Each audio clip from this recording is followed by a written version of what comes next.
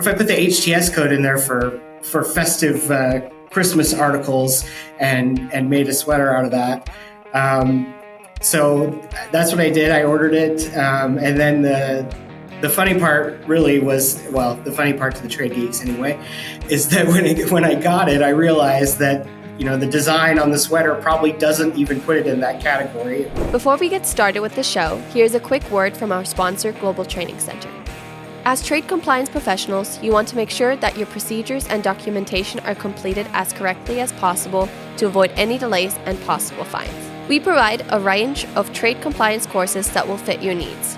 From in-person or web training to recorded on-demand courses, we can train one or even thousands on your team through your learning platform or on our portal. We can even customize a private session for your team. Go to globaltrainingcenter.com to find out more. Folks, we're ready for another show of Simply Trade Podcast. We've got a good show going on today, and it is after the holiday season and all that, but we've got some funny stuff that we're going to take a little kind of like a boomerang approach. Is like something happened this past holiday and it's coming back, and we're going to have some further discussions on how to classify something that would be, is it festive? Is it a garment? Is it what? So I'm looking forward to some of this. But Lalo, how are you doing? It's we've been doing some really cool shows lately and lots of comments. So you got anything to say about our YouTube channel? No, just that it's picking up steam. So it's actually, we're really excited because we decided at the start of the year that we'll commit a lot more time to it, and it's actually paid off.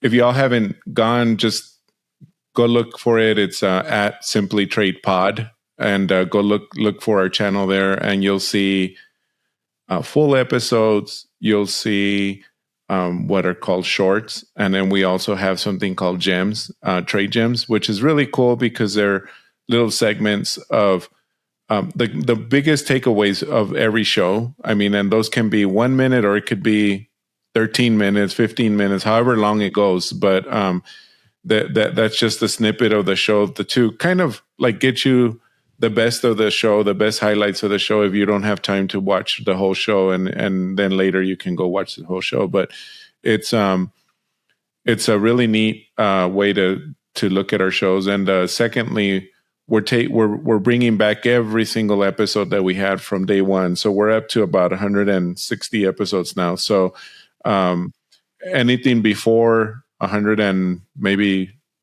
40 are archived somewhere. So we're just bringing them all back and just bringing them onto the platform. So that's really cool.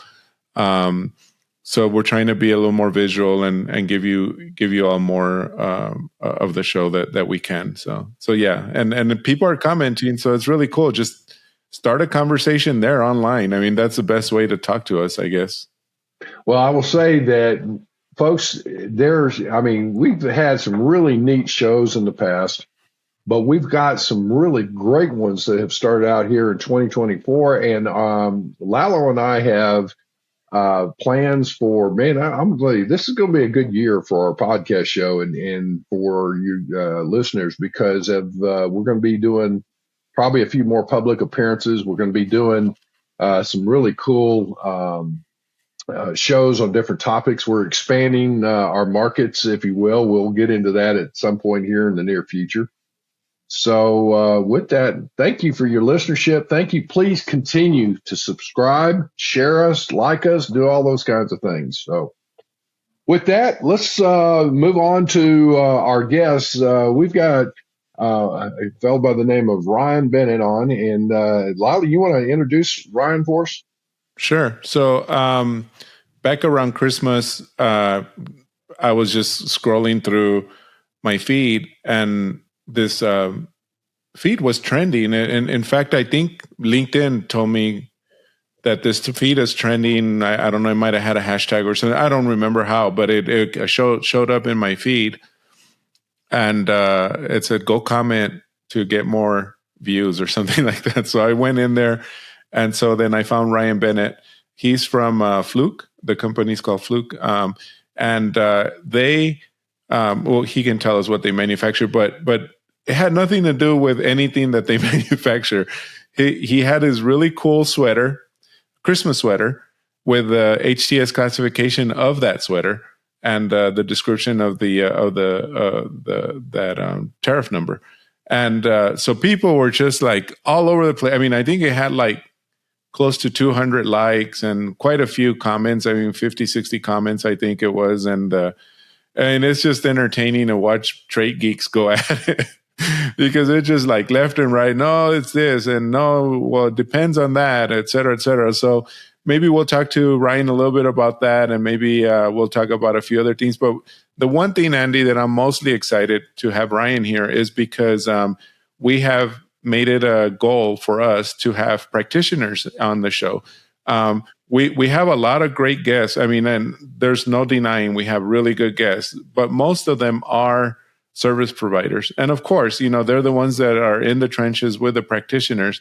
And I know it's a little more sensitive sometimes to have a practitioner on the show because, they may not need to or be able to give out information they might be deemed as trade secrets or whatever. And we, Andy, you and I, we know we don't touch on that and we try not to. In fact, we stay away from that. We just like to know what are best practices, what are some trade hacks, anything having to do with helping the trade community. And that's what this show is all about. So if any one of you, I'm sorry, are practitioners, like if you are an import-export compliance manager or trade compliance manager, whatever it might be, for a company and not a service provider, please reach out. We would love to have you guys on, and we're glad that Ryan decided to come on. So Ryan, welcome to the show. Thank you. Thank you for having me. So Ryan, where are you located? I'm located in Everett, Washington, so just north of Seattle. So in the Pacific Northwest, huh? Yes, it's a lovely time of year here where it's 45 and raining every day for for about 6 months straight. But yes, it's one of those. Do y'all do the deal where you put on the yellow tinted glasses to try and fool yourself to like the artificial sun lamps coming in, and I had a stint up in Canada in the Toronto area, and there's a period there where I think we were going like 45 days or 50 days without any sunlight. And I got to tell you, I could, coming from the South, you hear about cabin fever and different things. Like, you know what? You get to the point where when there's no sunlight, it really messes with you after a while. And I would put on those yellow tinted glasses, and I had about a 40-minute drive from my house to my office. And it actually kind of helped. I noticed that by the time I got to the office, I kind of had a more upbeat, it made me look like kind of a little bit of a sunshine or whatever, as weird as that may sound. So I feel for you folks up there in the soggy Northwest. Yeah, thank you. It's it was 60 degrees last week, so you never know. But we're having kind of a warm winter, but still rainy. So yeah. Well, I got to say, folks, if you're listening to this, Ryan has on a sweatshirt that is obviously a festive Christmas holiday type of design on the front of this thing. And with that, why don't you explain a little bit what you were doing with your post? I'm sure it started out as nothing more than just kind of a comical little, let's see what happens. And I guess you're surprised by the reaction. Yeah, absolutely. I was looking for something to wear to our holiday party. So I work for Fluke Electronics here in Everett. I'm the Director of Global Trade Compliance, specializing in customs and import. And I've got a co-director who specializes in export and sanctions. Just looking for something interesting to wear. I was trying to think about, could I do something trade themed somehow? And started looking online and found a couple places where you could upload your own design or wording and create a holiday sweater. And I thought, hey, what if I put the HTS code in there for festive Christmas articles and made a sweater out of that. So that's what I did. I ordered it, and then the funny part really was, well, the funny part to the trade geeks anyway, is that when I got it, I realized that, the design on the sweater probably doesn't even put it in that category. It would probably just be classified as a general garment. But I used to work for a couple of retailers, and we used to import a lot of Christmas merchandise. So I remember many conversations arguing over, what's considered festive and not. So this kind of brought me back to those days. And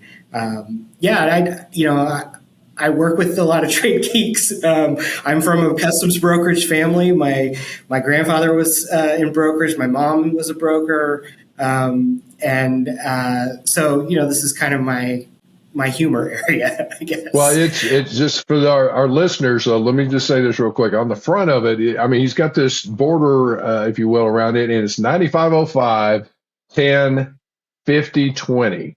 So that comes out as I'm looking here, articles of Christmas festivities and parts and accessories thereof, all the way down to 50 20, which is what, other? Other, yeah. Kind of other. When in doubt, go with other. Is that still the unofficial GRI? There you go. So, with that said,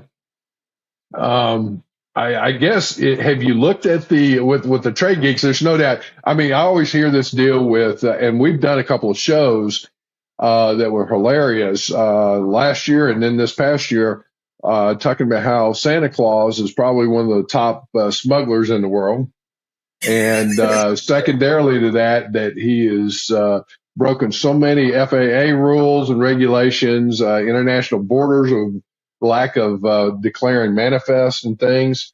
So all that to say, now we have this one here, and so I again, have you looked at the comments and were you surprised with that? Yeah, well, first of all, I was just surprised at how many people really saw it and reacted to it. I guess that maybe shows there's a market for trade, holiday themed trade clothing. But yeah, the conversations did get pretty interesting, and just amongst my colleagues, and then also online. Everybody had an opinion about, whether the classification was accurate and whether that makes it more or less of an entertaining garment. But the unofficial rules, I think, are that, if you're going to have a reindeer, that just a general reindeer doesn't put it in Chapter 95. It has to be like Rudolph or something, very closely associated with Christmas. You can't have just a regular tree. It has to be decorated as a Christmas tree. So, I didn't pay a lot of attention to the design until I got the sweater in the mail and realized, oh, you know what? This probably doesn't even qualify for the HTS I put on here. But, probably 99% of the people that looked at it wouldn't know that anyway. But it's a little trade geek detail. It's funny, Ryan, because I'm reading the comments right now. People are saying, whatever it is that they're saying, and then some people are like, "Killjoy." Yeah. Not to you, but to the people that are trying to say that this is not the right classification. And I like this one. This is it says, this guy says that it's the ultimate dad joke. In other words, I guess this is this tops most dad jokes, it says. Which is true. That's what we do as dads, right? We make corny stuff like this, but it's awesome. Well, there's with the GRIs, I guess it comes down to as I was, and I am not a classifier. I was like, man, I'd screw up a 2-car parade again with this on this kind of stuff. But I think the GRI one, if there's a HS for it provided for, that's what you need to use if it is a lower number, especially as far as the priorities. If you have a couple of different classifications, customs always wants you to go with the lower number, not the higher number, I think, in the book. But there again, I can probably have that wrong too. So. Well, yeah, it gets tricky when you're talking about utilitarian versus, decorative. Like, would somebody wear this sweater year round? I might, but most people probably would not. Well, I mean, here's the other thing, though, with that Christmas thing in there, and especially, all right, let's say if you add some flashing lights to it. Now, what do you do? Yeah, right. Yeah, let me wear this Christmas sweater to a Easter deal. No, that ain't gonna work. Yeah, you could go a lot of different ways with it, and I think I think the conversations it sparked were pretty interesting, and this is what trade people live for, right? Arguing over HTS codes. This is what we do. You didn't wear that to your family Christmas party, right? Because your mom and grandpa would have probably been like arguing, and it probably would have caused a little bit of an argument. Yes, I did not wear it. Son, that's not it. Yes, but you can make an argument that those are the only icons that you had available for you at the time, and it does mean Christmas. So. Right.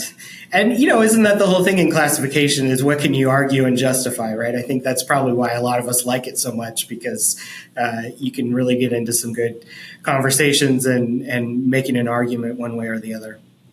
Right. Well, tell us a little bit. You're dealing with the are you responsible for both import and export compliance?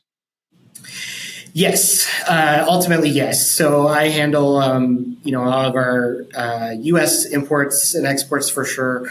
Then I support our global customs operations. Okay. And in the electronic side of things, I'm sure then you're doing definitely a lot of entries and things of that nature. Are you utilizing any FTZs by chance, or are you clearing it in, selling it only in the U.S., or what do you got? We're clear. We don't have any FTZs. In my previous role, I managed a couple FTZs. But Fluke manufactures in the U.S., Europe, and China, and then we have global distribution. So we are everywhere. Are there any other types of, rather than just normal consumption entries, are there any other international tools that you're utilizing, such as like a carnet or, in-bond transfer? Not if we can help it. We do have a couple products that we've utilized carnets for when we've got some service products where one of our technicians will go out to a customer's facility and take some pretty expensive tools with them, and we'll utilize carnets for that occasionally. Oh, it's a big savings when you're saving the duties and taxes on that. Those carnets are a great tool and actually help to stimulate some international trade, whether you're a repairman going out and transacting something there, or you're trying to take your product and sell it and whatnot. But all that to say now is that with what you're trying to do, I guess, Ryan, what would be some of the things that your challenges in the role that you are dealing with? There is so much frickin' drama in the supply chain world in today's situations and whatnot. What would be some of those, valuable pennies to hang on to say, this is what we deal with, or how I keep up to speed, or keep my staff sane, or whatever the case may be? Yeah, I'm not sure I've been successful at keeping my staff sane. I would say I've been in this role for a little over 6 years now, and I've been, in the industry overall for 32 years, and I would probably say this has been the busiest, most complex, 6 years that I've seen in terms of, the complexity that's coming into new regulations, just the geopolitical tension, the constantly changing environments. I feel like we've just been trying to keep up for the last few years. And like you mentioned, of course, supply chain challenges in the electronics industry, we've definitely seen a lot of that over the last couple of years. That's, starting to calm down a bit now. But it's a challenge just to keep things going, let alone try to look for savings, right? So, we try to utilize free trade agreements where we can. We don't have any foreign trade zones. It just hasn't made sense for our business model yet. But that's something we're constantly reevaluating and looking at. And yeah, some days it's all we can do just to keep things moving in and out, and keep that supply coming in with the shortages and transportation challenges and all of that.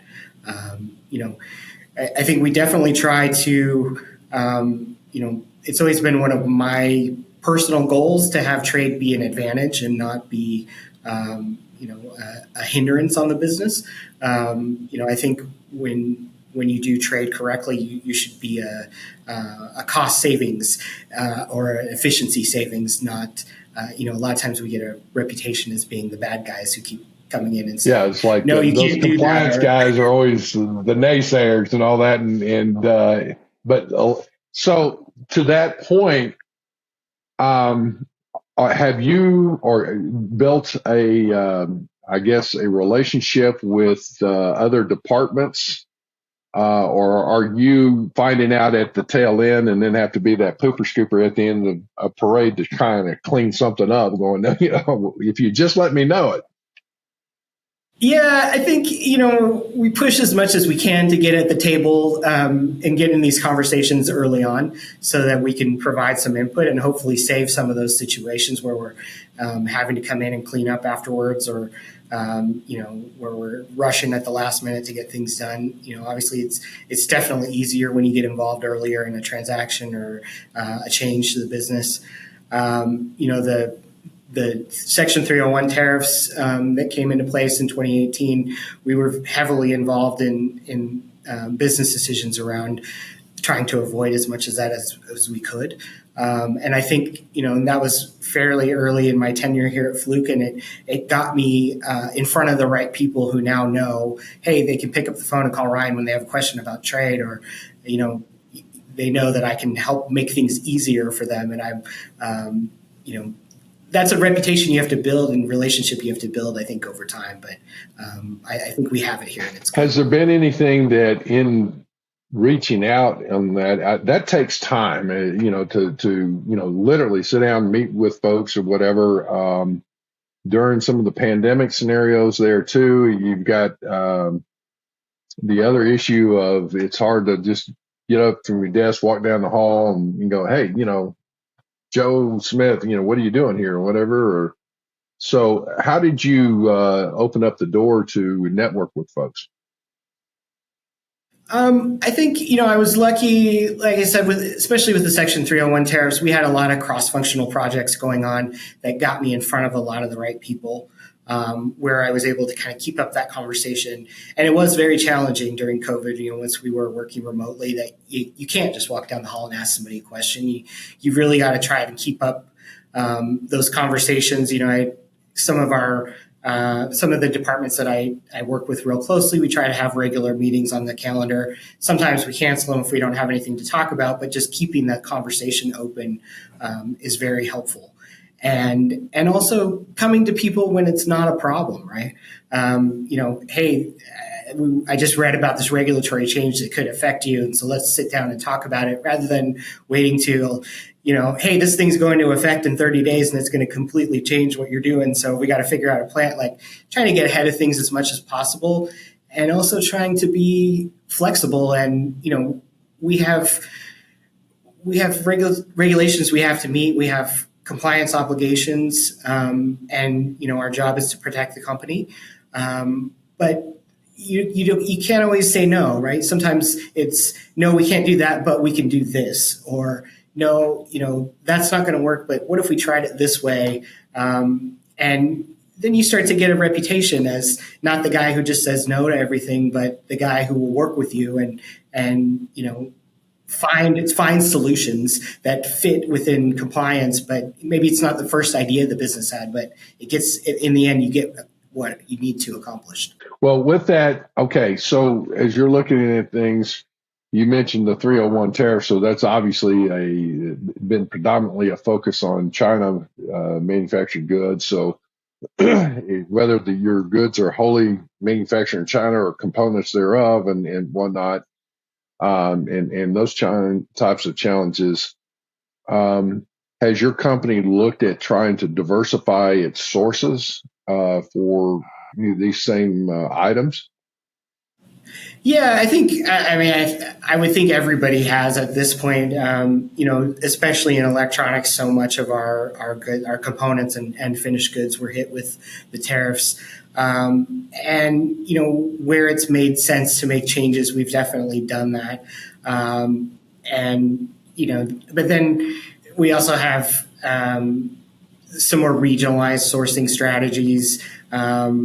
It's just, I think it's a time right now of a lot of change and a lot of companies looking at that, especially companies that were heavily resourced in China, of how to balance things out a little bit more and how to get those backup sources in place.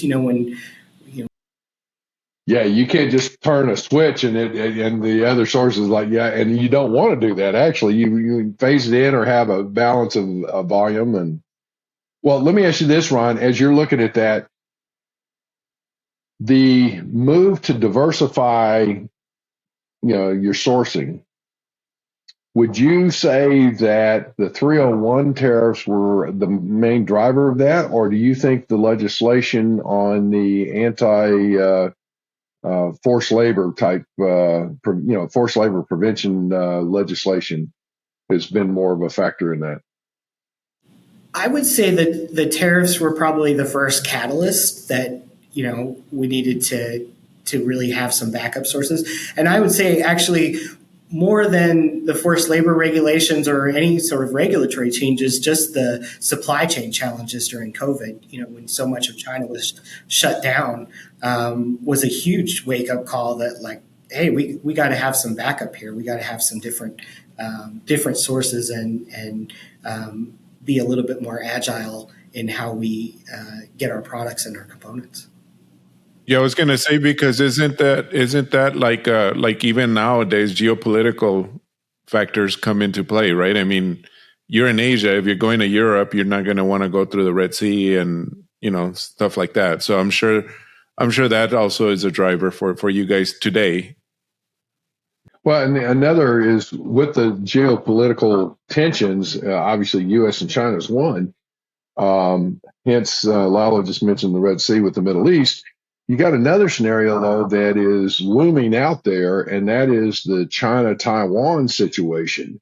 And that, Taiwan's another major, supplier of some goods, whether directly if you're importing from there or, Taiwan's making components that go into something else and whatever else. Has that been in some strategic discussions, I guess, as a whole and come in as a factor of the threat? Yeah, I think at a high level, yeah, those, that's definitely on our radar. We have to pay attention to all that, all those geopolitical issues that could impact supply or impact strategy around sourcing for sure. Yeah, definitely. Well, how do you keep your staff up to speed on things? Good question. We get all the regular newsletters and things like that from our service providers, and we have a couple of outside law firms we work with very closely that keep us updated. At Fluke, we have a parent company called Fortive, and the trade teams at all of our different operating companies work together very closely to try and keep each other updated. So hopefully if my team doesn't catch something, another one of our operating companies' trade teams will see it and update everyone. So I think we've built a good culture of compliance here and communication that we try to keep everyone in the loop. Do you try and divide up like your staff to, I guess, maintain a certain expertise in a particular area rather than trying? I mean, to me, it's overwhelming for one person to think they're going to stay up to speed on everything. And you got your exports, you got your imports, you got your sanctions, you've got the, like you said, the special tariff 301s and 232s. You've got the geopolitical situation. You got the Far East versus Europe versus North America, that kind of thing. How do you look at that? Do you guys get together and say, all right, I'm going to assign you yeah, you want to try and get up to speed, but assign you a certain particular area and let them, keep up to speed, and then give a briefing to anybody that's on a hot topic.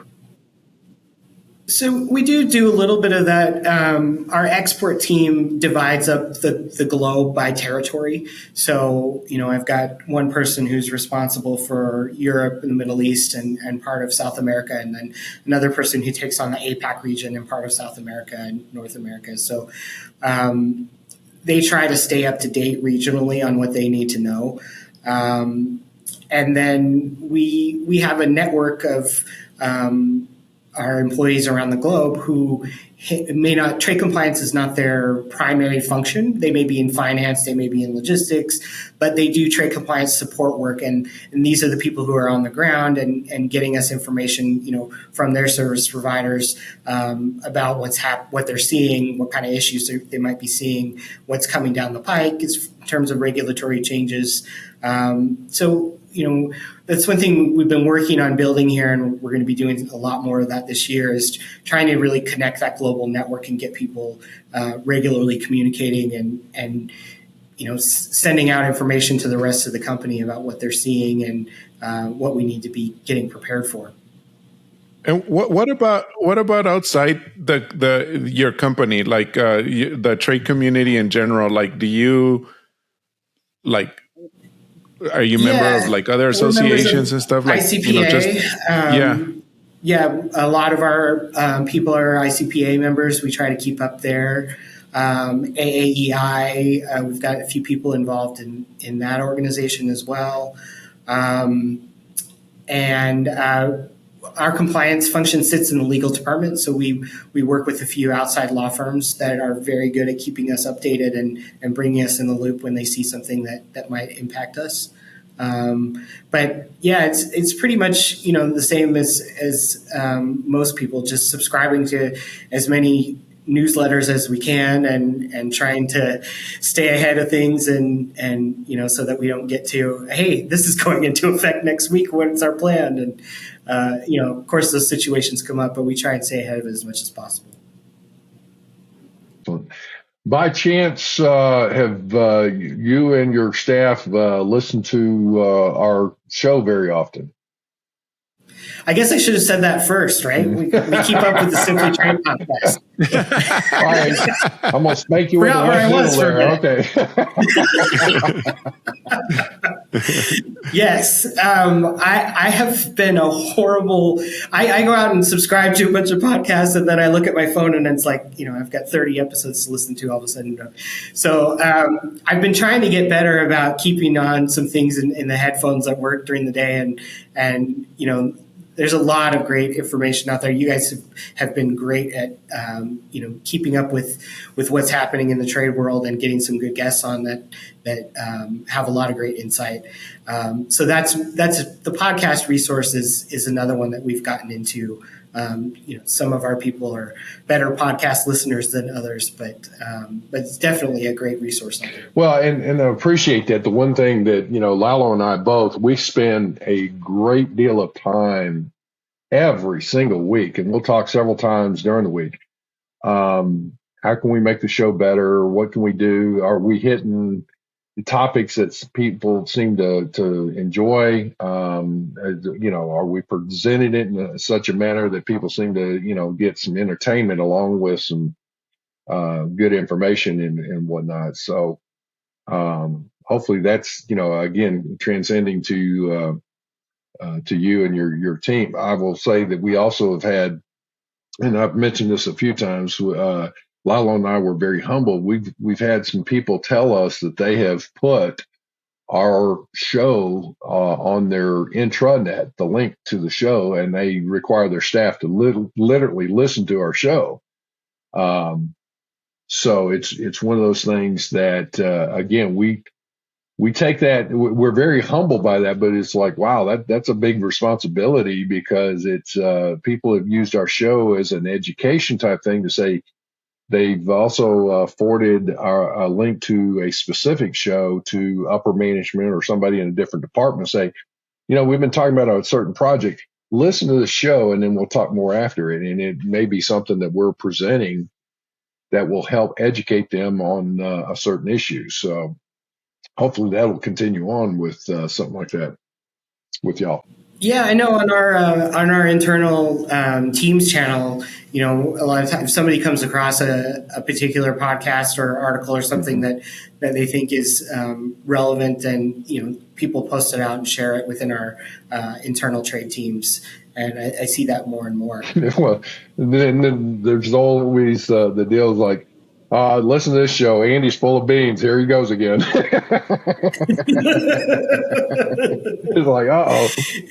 But I don't know how much information you guys get about your listener demographics, but do you think that, I think trade has been kind of a hot topic the last couple of years from more and more people outside the industry. Do you see kind of a general interest in what you're doing? Most of our listeners are like you, Ryan, that are like in the trenches, that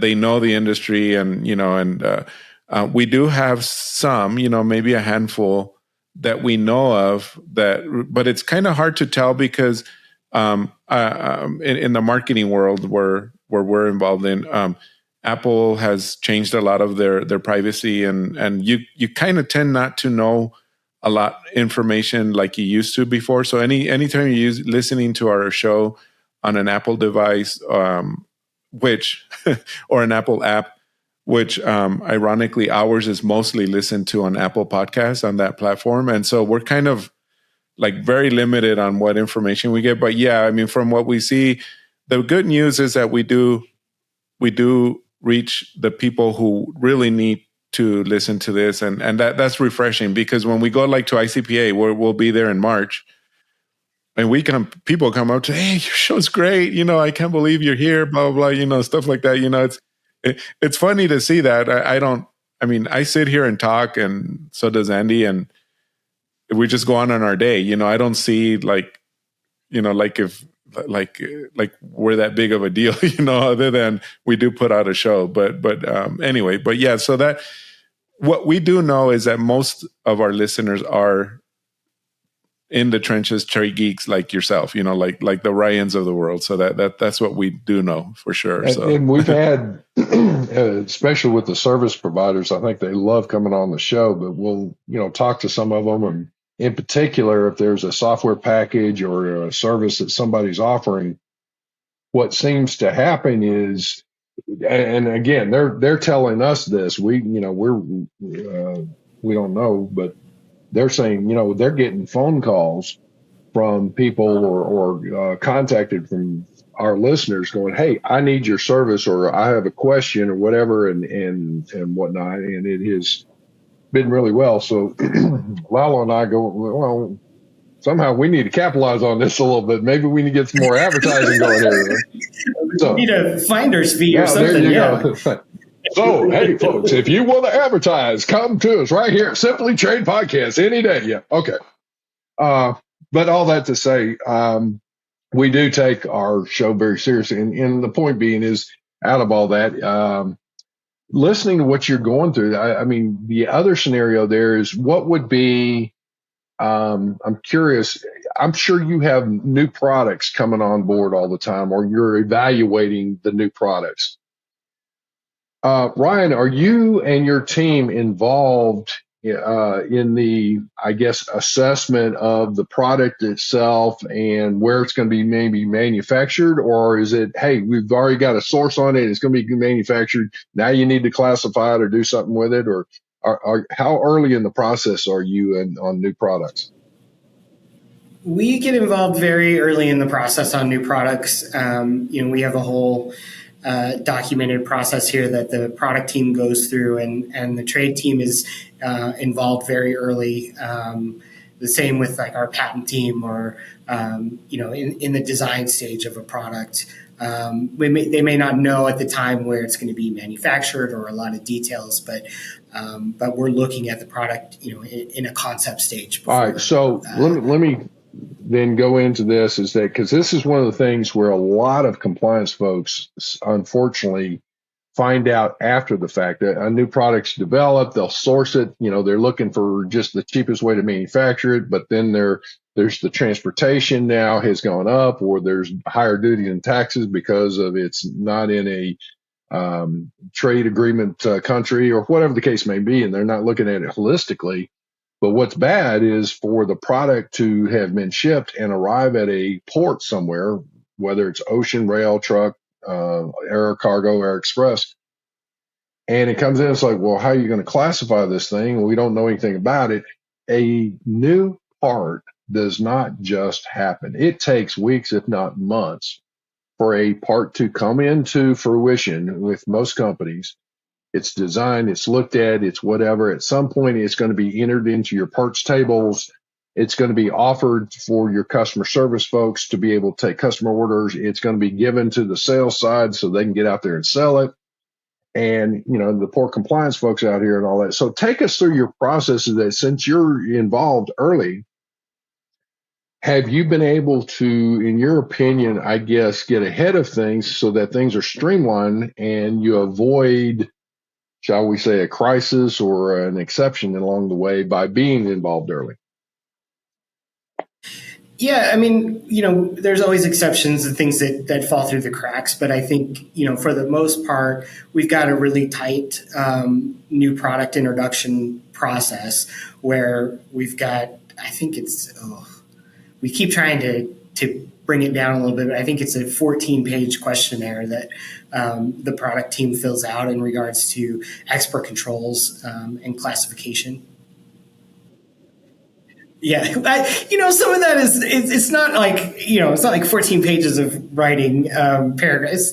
Some questions and some there's some flow charts. That, it's not as intimidating as it looks, but it's a very detailed questionnaire. But it's bringing in more than just your import or export type thing. You're looking at things. They like, where's it coming from? Where's it going to? All that kind of stuff as well, as far as that, or is it all related to your entry type? It's kind of a staged project. So, in the initial design stages of something, we're looking at, okay, what's the function? What kind of, audience or customer are you designing this for? Is this going to be something designed for the military that we need to look at ITAR? Is this going to fall under the EAR in terms of export controls? Then, what's the function? What are you making it out of? Kind of getting at least an early HTS classification that tells, those two things tell us then how we're going to deal with the process as they go through the new product creation. And then we'll check in later on, and we've got what they call toll gates or steps in the project where different groups in the company have to sign off on the new product. So we're looking at it at a couple different phases and collecting as much information as we can, and then making sure that everything is in the system. So when it's time to ship, that all that information is in there. Now, do we get to a product launching and getting ready to ship and there's no HTS code or ECCN? Yes, that does happen. But we've got controls in the system then that would keep the shipment from going until we and that's one of the things that folks, I guess, talking to our listeners here for a minute, is that you don't need to design the perfect process and hold everything up. It's like you got to take what run with it as far as you can and all. But here's one of the things. I mean, you design your ideal situation. In a perfect world, you go through that process and say, okay, have we got everything covered? But then you start building in your secondary and tertiary things that not if, but when something goes off the tracks, if you will, in the process, handling that exception and getting it back into the flow is part of the scenario of what to do. I've seen too many people, something gets off track and then they take it as a one-off, and the next thing you know, constantly all these one-offs are going, it's like, no, get it back into the flow and let the rest of the process take over, and now you're dealing with the next exception if you have to deal with it. Would you agree with that? Yeah, I would definitely agree with that. You can easily get into a situation where the exception becomes the rule, and what you thought was a one-off emergency, okay, I'm going to do this for you, and push this through, then becomes, you get asked that every time, and you've got to really, like you said, you got to take it back into the process, trust that your process works and make sure everybody understands, the importance of the process and that it works a lot smoother when you follow it. As far as your career goes and all that, and we didn't talk about, how you got where you're at, but basically, if you could go back and talk to your 25-year-old self, what would be maybe the top 1, 2, or 3 items that you would say and impart wisdom from what you know now and say, all right, kid, this is what you ought to be looking at and doing? Well, so I think I think I have a unique sort of road to where I got because I grew up in Blaine, Washington on the Canadian border, very heavy commercial traffic port and a very small town. And we sort of create customs brokers there. So I started in the business when I was 16, working as an evening release clerk for a broker.